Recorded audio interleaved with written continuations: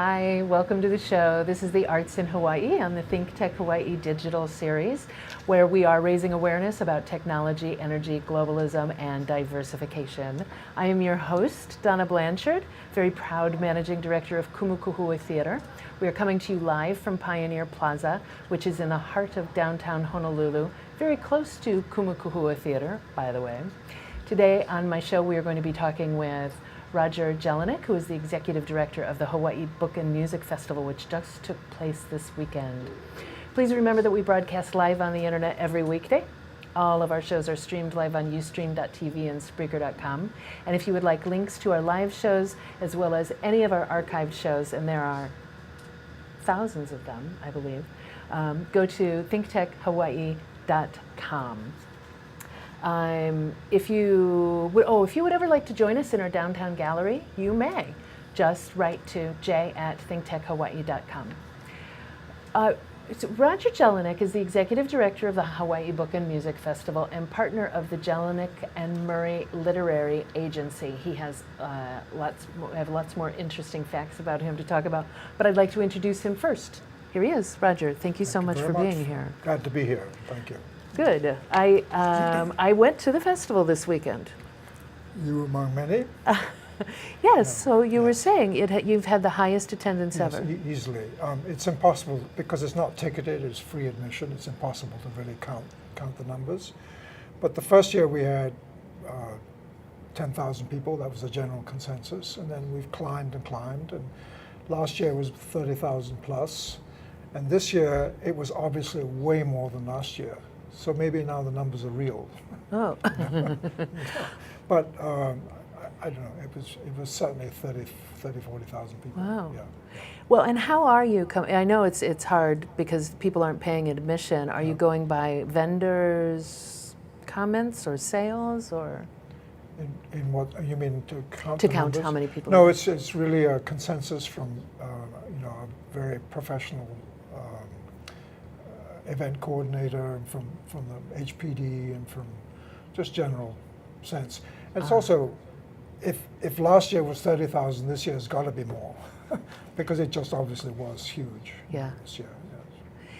Yes. It was wonderful. It's very spread out on the lawns, Yes. and there's families, children running around, and people biking in, and people coming in. Of all ages and types, really. Yes, yeah. We have no handle at all on the demographic because there really isn't one. I mean, It's just from very small children to centenarians. We do a survey of attendees. I don't have the results of this year's yet, but on average, 60% of attendees say they come with families to expose their kids to music and books and reading particularly. And it's a very safe and very pleasant situation. It's free and the parking is free, so it's been made very easy for families. Yeah. And I sat down on the stage and I watched Keiki Hula, which is absolutely adorable. Yes. I saw Vicky Takamini's Halau there, and you can go to another tent and hear Graham Salisbury talk about his book and the film that's being made of Under the Blood Red Sun, and go to the Bamboo Ridge tent and be a part of a flash fiction exercise. Yeah. The music side is interesting because when this festival started, it was to be only a book festival.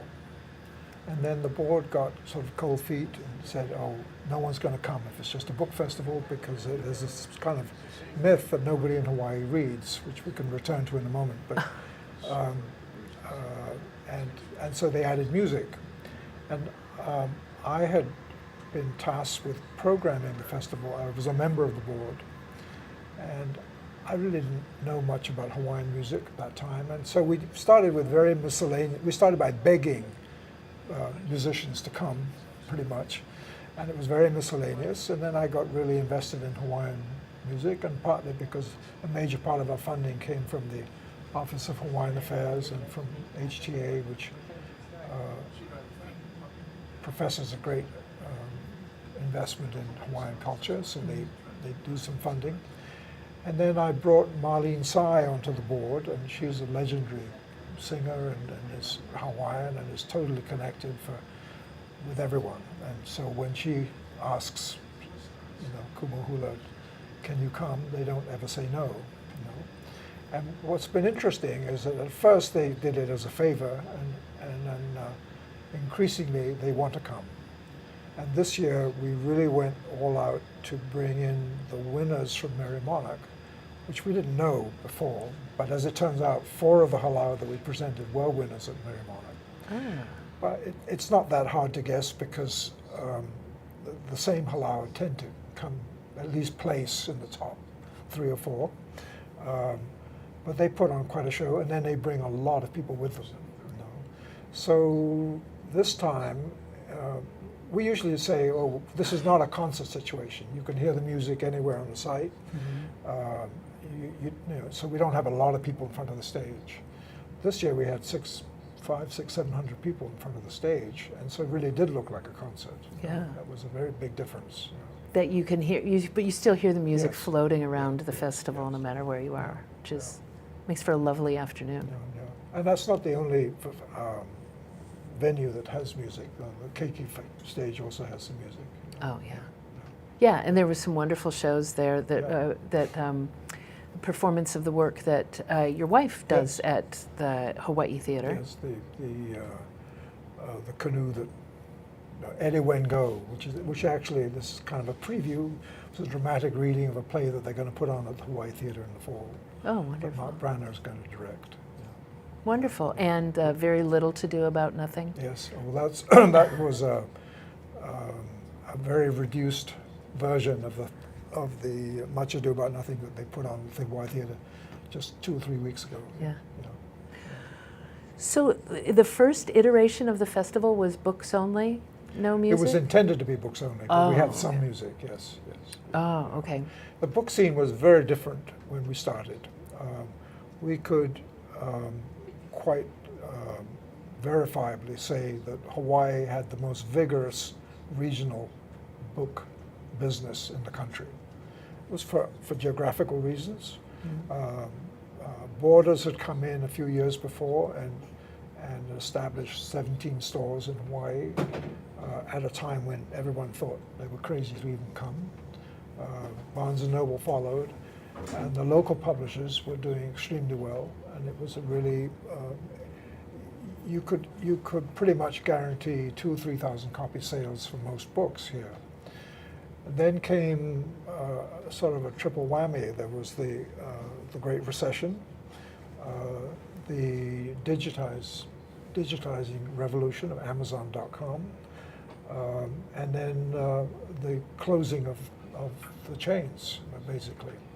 And between the 3 of them, it meant that the local books get no exposure. And it's been very hard to publish here. It's much easier to self-publish now than it used to be, and it's much more respectable. Mm-hmm. But the local publishers have a much diminished role than they did 10 years ago. Right. Yeah. It seems like, and I've only been on the island for 2.5 years, but it seems to me that there is a nice movement of them to work together to showcase more local authors, encourage more local authors, and produce their work. I don't know if there's more, because the lists have actually shortened dramatically. But there's a lot more self-publishing. We presented quite a lot of books this time that would normally have been published by a local publisher or by UH Press or even by a national publisher, and the authors preferred not to go through that mill and just to do it on their own. For instance, Tom Kaufman is a good example. He's an extremely well-known author here, and he found the process of publishing through university press really very, very long and because they're really strapped as well, and so they go the cheapest possible route. Mm.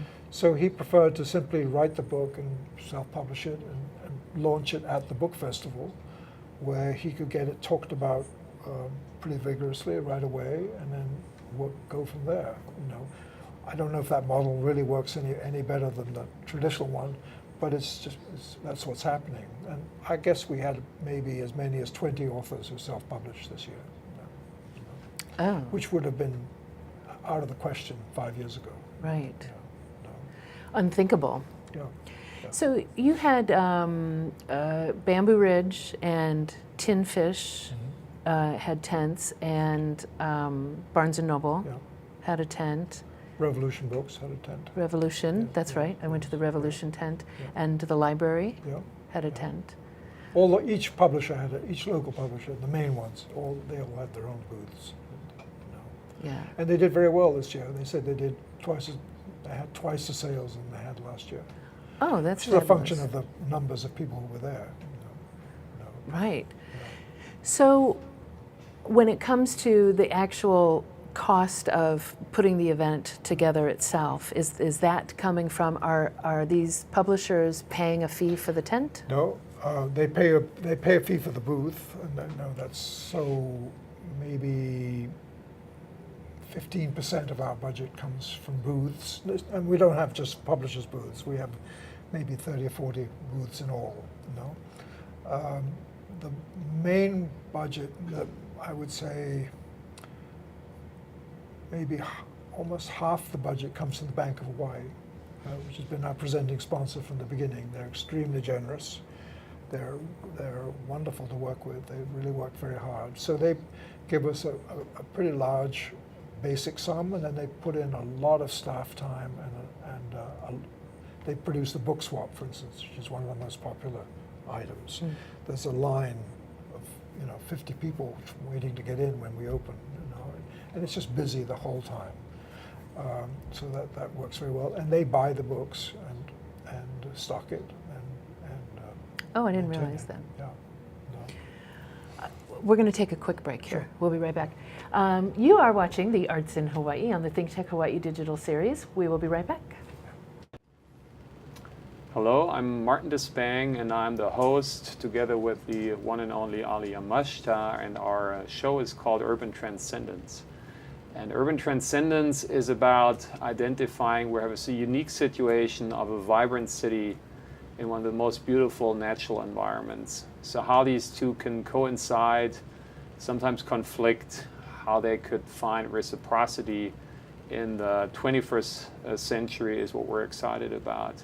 And we're planning on bringing in a diverse body of guests, both from the arts and the science and the established and the wise and the emerging generation. So hope you will join us. We'll always be on Thursdays from 1 to 2 p.m. Hi, we're back and we're live. This is the Arts in Hawaii on the ThinkTech Hawaii digital series. I am your host, Donna Blanchard, proud managing director of Kumukuhui Theater. And I am talking with Roger Jellinek, who's the executive director of the Hawaii Book and Music Festival, which just happened this weekend. And I do want to point this out. This is the brochure about the festival, and I know this is going to be difficult to see, but you can see that there's a lot in here. This was the schedule. This was also available, it was online, and they have an app for iPhones and Androids. And thank you, Marshall, that's good. It just gives you an idea of how much was going on in all of these different tents. Every hour there was something new happening to go and see and do and hear and experience, and it was really exciting. Okay. Back to me. Let's talk about, when you were a part of the group of people who initially decided to start a book and music festival? No, there were originally two groups who were trying to start a book festival back in 2004. One was for-profit and one was non-profit. And they were going to the same companies for sponsorship. And someone said, this is ridiculous, we can't sustain two book festivals. You guys figure it out. And it took about a year to resolve that into the non-profit model, which was led by Blair Collis, who's now the CEO of the Bishop Museum. And at that time was in publishing. He was head of the Publishers Association, the local Publishers Association. Ironically, both groups asked me to help them program it. unbeknownst to each other. Well, aren't you, So Mr. I didn't hear Popular? anything for 9 months or whatever it was, and then suddenly the nonprofits came back and said, "Oh, here we go." So I was on the board, and I said, "Okay, I'll program it." And I realized at the end that it had taken me 24/7 for 5 months to do it, and I said, "I'm terribly sorry, but I cannot possibly afford to do that, but I'll do it as a job." And so I put a proposal together for how that was to work, and then I hired an event coordinator to do the physical logistics, who comes in the last 3 or 4 months. But for me, it's pretty much a year-round occupation. It's supposed to be part-time, but it isn't. It's completely consuming. And so that's how I got into it. Yeah.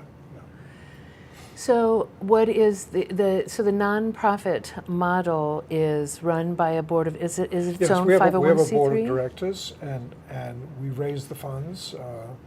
We've had the same presenting sponsor, as the Bank of Hawaii, that's been produced, given us probably between a third and almost a half of the funding each time. The budget is virtually the same as it was 9 years ago. The costs have not gone up at all. The problem with it is that there is a certain level below which you simply cannot put it on. Tents cost X, generators cost Y, the luau's cost, I mean, you just have to have those for an outdoor festival. So the total budget is about $150,000, and we've raised the rest pretty much by trying to get corporate sponsorships and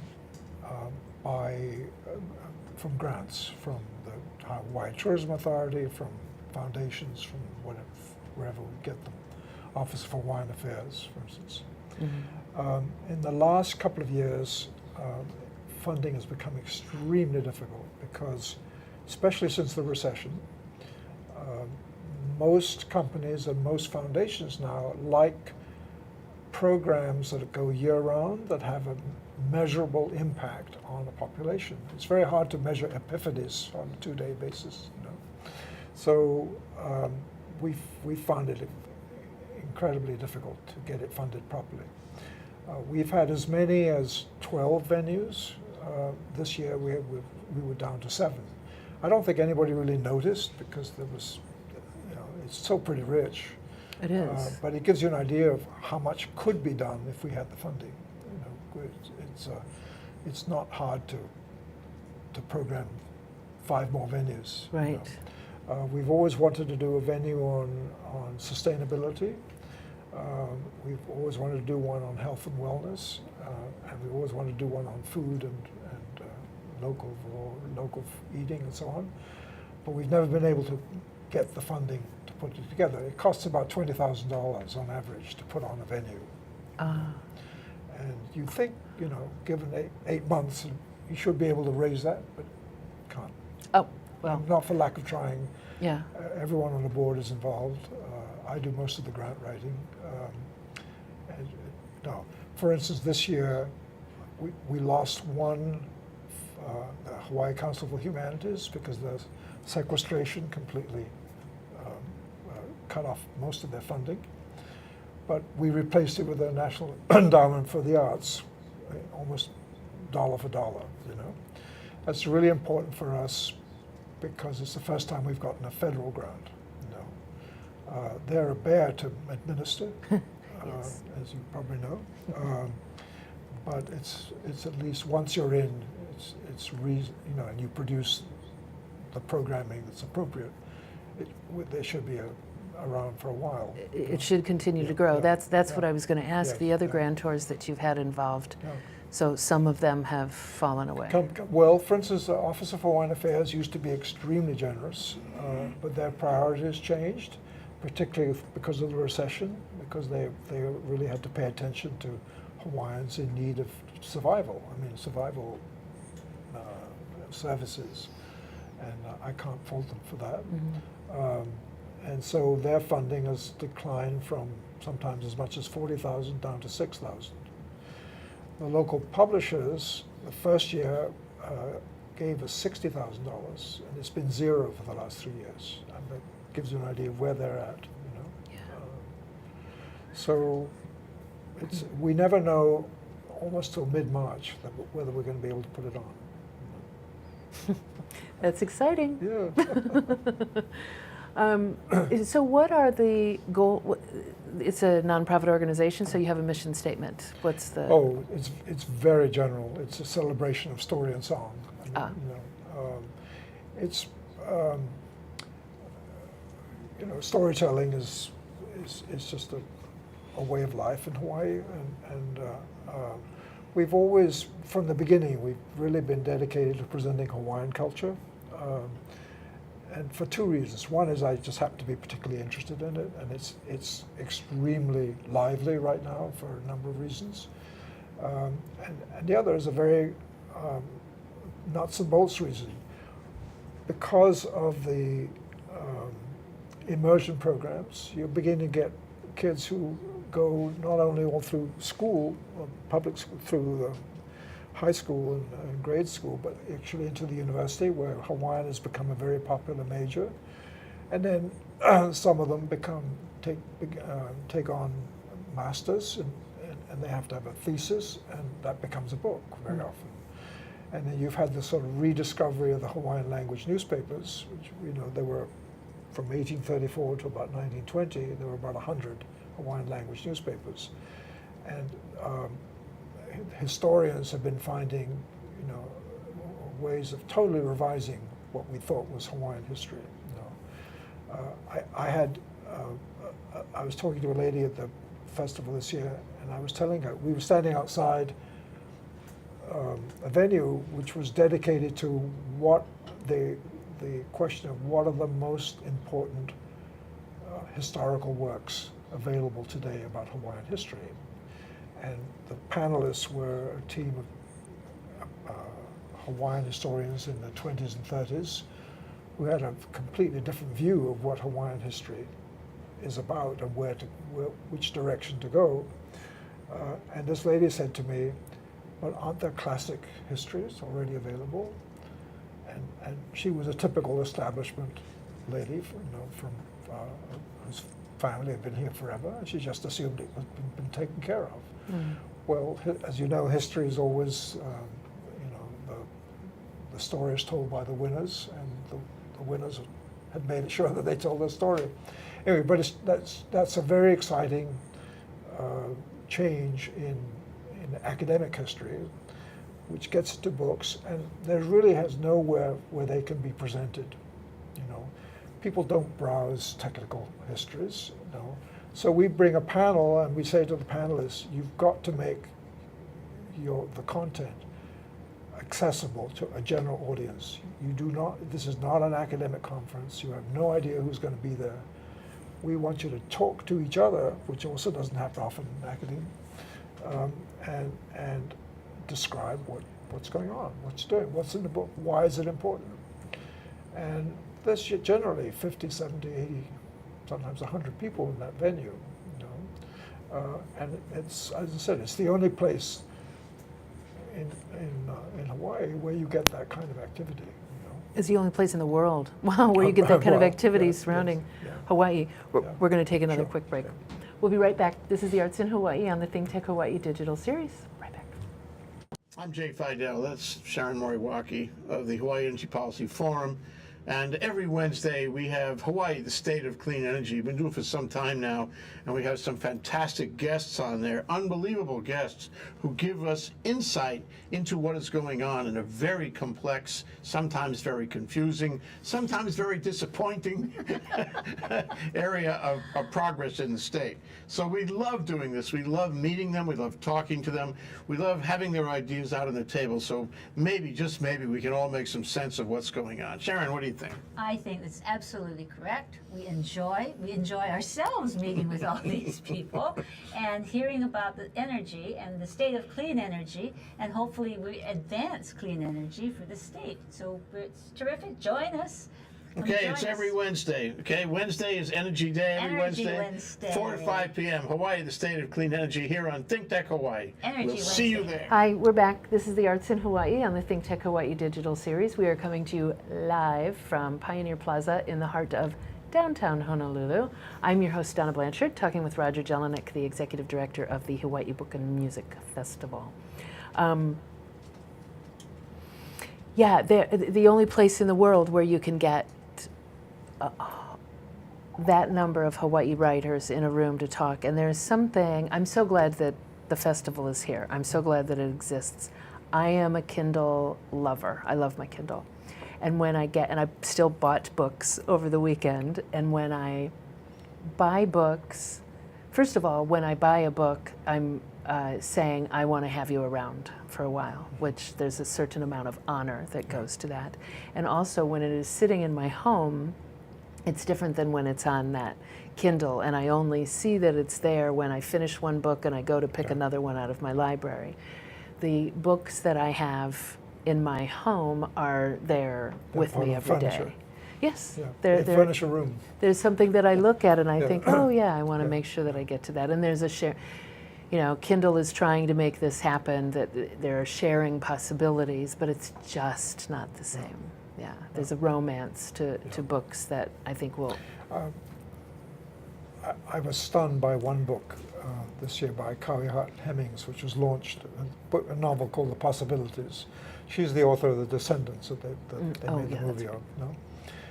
This is a book called The Possibilities, and it was such a beautifully made object. The design of the cover was fabulous. The quality of the paper was fabulous. The quality of the design, interior design was fabulous. And there's just no way you can experience that electronically. No, it was very refreshing. Right. But we had a Pulitzer Prize winner, Adam Johnson, who wrote a novel about North Korea. He got the Pulitzer Prize last year. And it was an appallingly badly designed book. So by a Random House, I mean, the biggest publisher in the world, So, they didn't do their job. But Oh, well, and you just said it right here in front of God and everyone. There's something, well, I love the smell of books. yeah, New, glossy, color textbooks is my favorite smell. textbooks. Well, they're the only Oh, books that I oh. know that you get Yes, with that yes. scent. The glossy pages in Yeah. color, there's a certain scent to that. Not that I didn't buy any of those this weekend. So can we talk about just you for a little while? Yeah. Okay. I've made a note for myself. More succinctly, he was educated in England at Cambridge University in history and political thought, and was a Mellon Fellow at Yale University, where he studied international relations and architecture. Thus making myself unemployable. I cannot tell you how many artists I have talked with on this show who have architecture in their background somewhere. And I always bring it up, and I always say the same thing. Did you know that Ayn Rand studied architecture to help her put her I stories didn't have together? the same political thoughts in my head when You I didn't? did. No, architecture, when I did it, was very glamorous. It was a time of urban renewal, so they were erasing whole neighborhoods and erecting fabulous buildings. I mean, it was an unconscionable thing to do from an economic or social point of view, but that was the trend at that time. And so it was extremely exciting because people could experiment and do wonderful. It was the prime art, the queen of the arts at that time. I was at Yale when they were building a new art and architecture building designed by Paul Rudolph. You see his influence all over Honolulu. The federal building, with the rough outsides and the huge, sort of almost Greek kind of structure. That's all Rudolph's students, and there are a lot of buildings like that around. All the art, it was called the Art and Architecture Building. The sculptors had 10-foot ceilings, and at the time when people were making huge sculptures, the place where the architectural juries were held had a fantastic central hall. And the building was, in fact, at one point the art school abandoned it, and it was a very important art school. And they just said, to hell with you. Really? Yes, they went back to the old building. Just a little too ambitious. Yes, yeah. No, they felt they were being defined out of the spotlight. Oh. It was all about architecture. Oh, I see. So what you're saying. it was a wonderful time to be involved with architecture. I just didn't have to be any good at it. Well, that structure of thought Yeah. is what is what I know attracts a lot of people to it, and then the actual machinations of it may not be quite Yeah. as Well, appealing. because they're clients. Right. Yes. So you, and political thought. How has that guided you in since then, when you have gotten into the publishing industry? Well, most of the publishing I've done has been nonfiction, and so politics is very much part of that. My parents were very political, so that was why I was interested in that. I can't say I've really followed it up particularly as in any special way, except I'm a political junkie, I suppose, like a lot of people. You know, so I follow what's happening. It's as interesting now as it ever was. You know, a bit a little too interesting, perhaps. Mm-hmm. You know. Well, there's so many different ways to access it now. I find politics here in Hawaii very interesting. I find the Hawaiian situation extremely interesting. It's the only place where history really matters in contemporary politics. I mean, where what happened actually has a real bearing on how you think about a culture today. And there's a sense of rediscovering of what really happened. I was at the Bishop Museum today, and they've done a fantastic job there. The renovated halls, and one thing that they've gone out of their way to demonstrate, which you can see in recent books, documented very well, is how deliberately the Hawaiian alii and the royals set out to prove that they were a sovereign nation. And the Bishop Museum is like a parody of a Victorian museum. I mean, it's a because they were so intently anti-American at the time and so pro-British royalty, and they thought the Americans who were here were kind of barbaric, and the Victorian aristocracy and royal family to them represented their peers, and they were they were very well received in England. That's what's also very interesting, you know. And the British didn't take over. I mean, Thomas Square is an example. Memorize that. So it's a very viable subject today. Can you go back to Thomas Square? Because I don't know the reference. What happened was a British naval captain or admiral came in, claimed Hawaii for the crown, for the British crown, and Admiral Thomas came in a few months later and said, rubbish, absolutely illegal, not to be done, and restored the monarchy and restored everything. And that was sort of part of why the Hawaiians turned to the British as allies but they made treaties with every major power. They set out to do that. King Kalakaua toured the world advocating Hawaiian sovereignty, because he knew that he was a perfect target for every competing power, every imperial power. Do you, at Kumukuhua Theater, we encourage local playwrights and then produce their work and develop the artists involved in that. So with your agency, are you encouraging local writers? My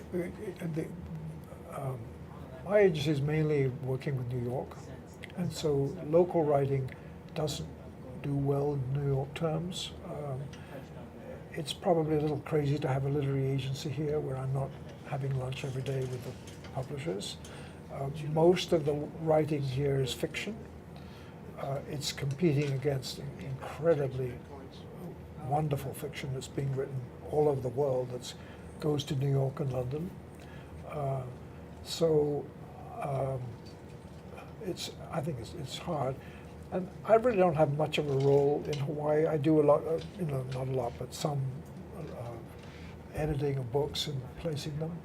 The most recent one that I was involved in was by John Berger. He did a new edition of Hawaiian music and musicians, and it's a 1,000-page encyclopedia that he was commissioned to by the original editor, George Kanahele, to work on. George Kanahele died almost immediately after, so John plugged away at that, and then I helped edit it and placed it with a local publisher, and I helped market it. But it's not something I could make a living at. Really. Gotcha.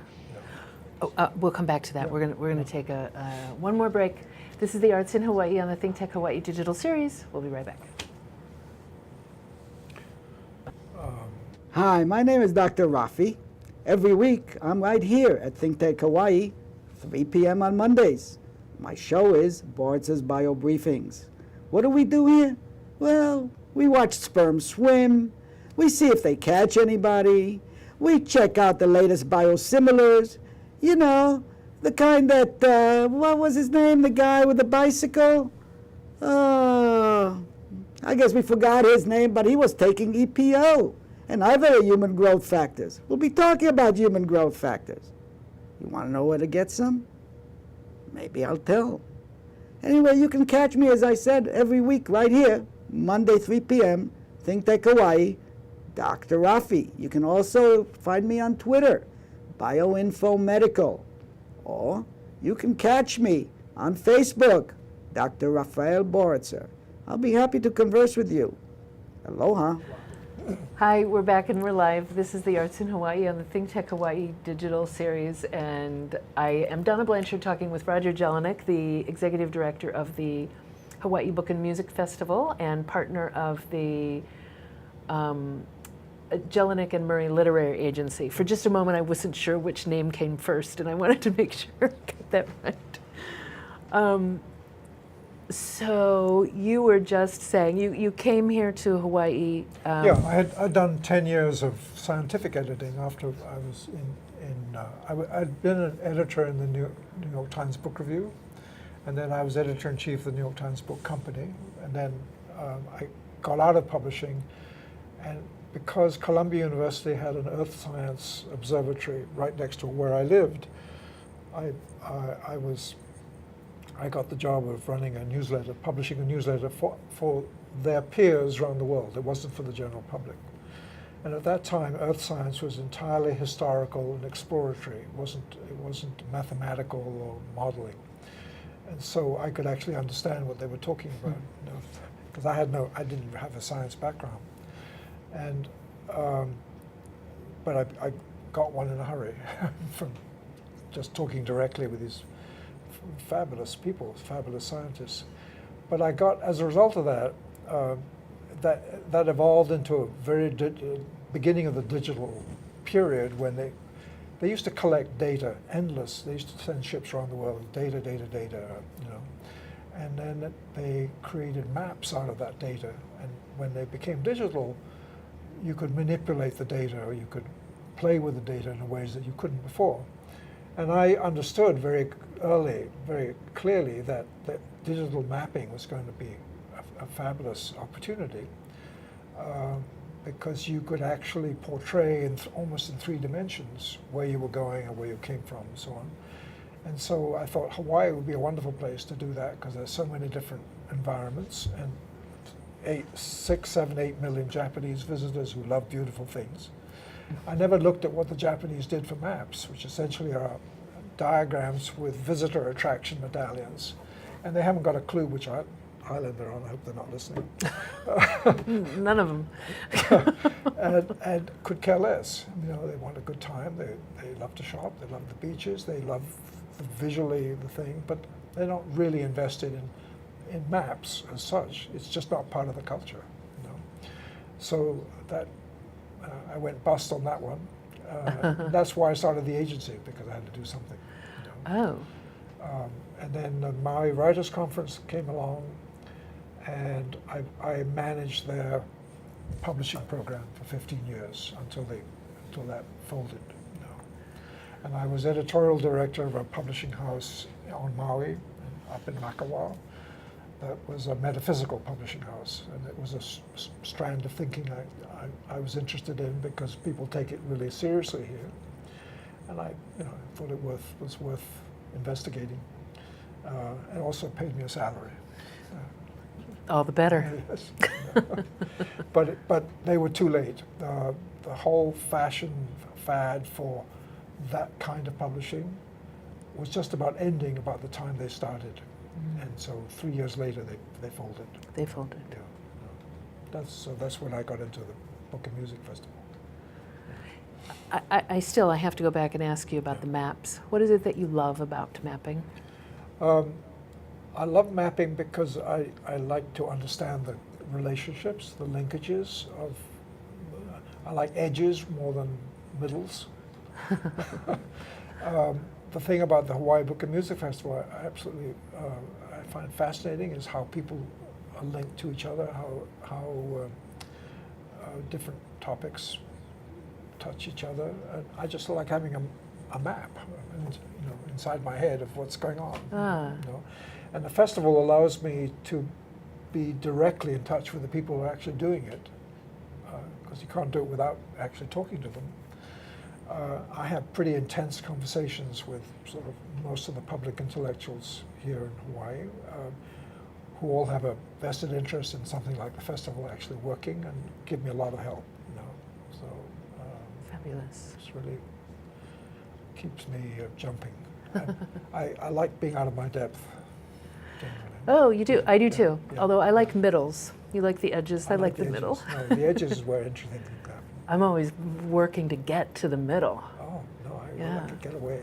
I'm going to get to the heart of it. So, on But apropos what Go you ahead. do, one really big weakness of the festival, apart from the steady commitment to Bamboo Ridge, is we don't really do a lot with the other ethnic cultures.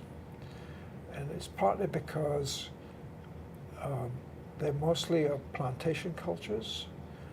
And Kumukuhu has done a wonderful thing in getting plays out of that situation, because there's a lot of oral history and a lot of, but they're not great at writing books. They will write short stories and so on.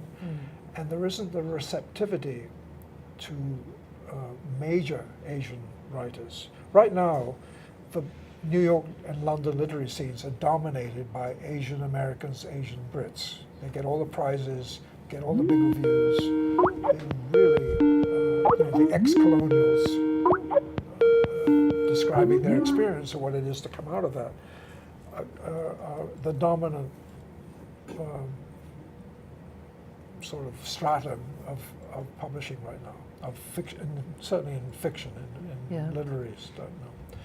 You don't see that here. You don't see it reviewed here. You don't see them coming here. And I would love to get them to come here. I would love to have this festival be truly a crossroads of the Pacific, but it's very expensive. Yeah. yes, Yeah. that travel. I'll tell you what, when like I said, I'm still fairly new to the island, and I did not read any literature written by Hawaiians before I came here. I had read some of the textbooks. Yeah.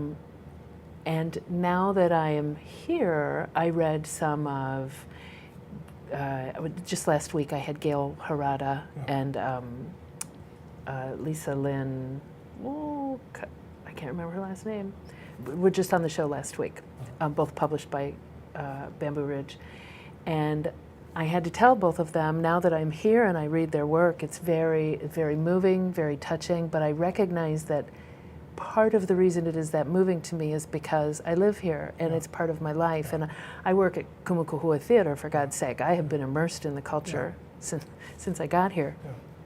I don't know how well that work will translate beyond our borders in the same way that you are talking about Asian American and Asian Brits whose work is flourishing. There have been very, very few local writers who've broken out.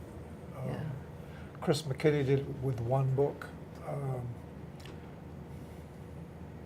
could put it, there are very few. It's an extremely tough Yeah. sell. One thing, Pigeon, which is a big part of it, you know, which we enjoy reading and hearing, simply does not work to anyone who doesn't live here. Hawaiian vocabulary is impossible to present to someone who's not aware of it or not with it. You know? The figurative vocabulary as well. We've had one experiment this festival that I really want to exploit to the max. We had two thriller writers, a co-author, one who used to live on the Big Island and is now living in Berlin. And she writes, she is a co-author with James Rollins, who's a New York Times best-selling thriller writer. They do one book a year together.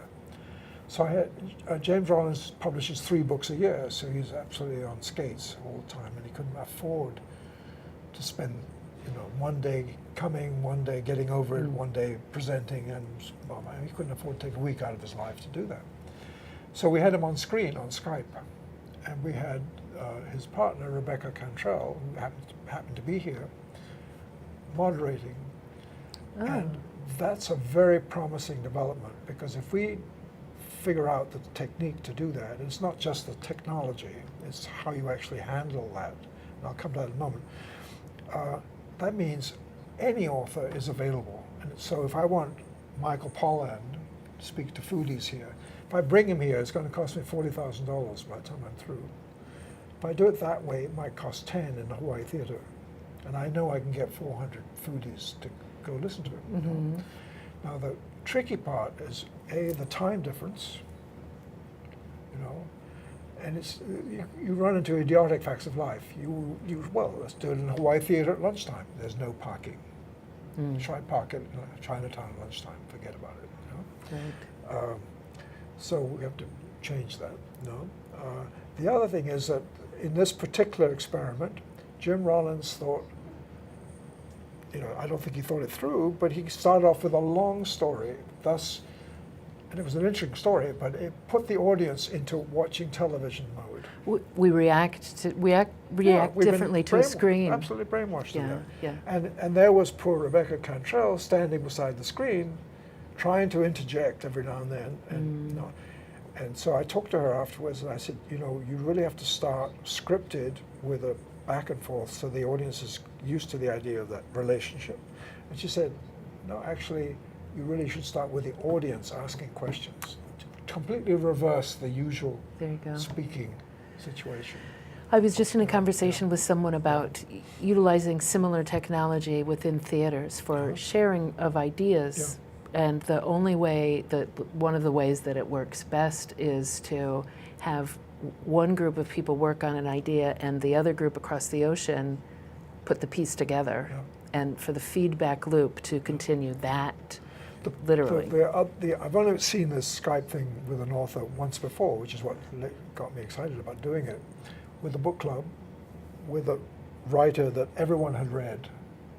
You know, so it was a whole different problem. The writer leads a very lonely life, couldn't wait to talk to people who had, intelligent people who had actually read his book, was delighted, and it went on for about 3 hours. And it was very intimate. There were only 15 people in the room. But that's what I want to recreate in a much larger situation. Oh, that's exciting. Yeah. And it could be any subject, any category. If you go to Amazon, left-hand column are all the categories they deal in. Any one of them could work here. And Yes. it could do it in any venue. You know, could even be here. Could be right here. Yeah. I'm sorry to say that we have to end the show here, Roger. It's been really nice talking with you. I hope to continue the conversation. I do. And I'm looking forward to not just the Book and Music Festival. Next year, I'm looking forward to everything in between. So now I'm going to read some things. We are out of time. I'm wrapping up. I'm Donna Blanchard, Managing Director of Kumukuhui Theater. This has been the Arts in Hawaii, and we've been talking with Roger Jellinek. I would like to thank you for watching and being with us. I would like to thank our stage manager, Marshall. Marshall, what's your last name? Collins. Thank you. I'm going to write that down. I'm never going to forget it again. He's new and he's doing a fabulous job. Our production manager, Ian Davidson, who is in my ear, our communications director, Chrissy Goffigan, and to Jay Fidel, who somehow manages to put it all together. To check out our previous broadcasts, go to thinktechhawaii.com. We will see you next week. Bye.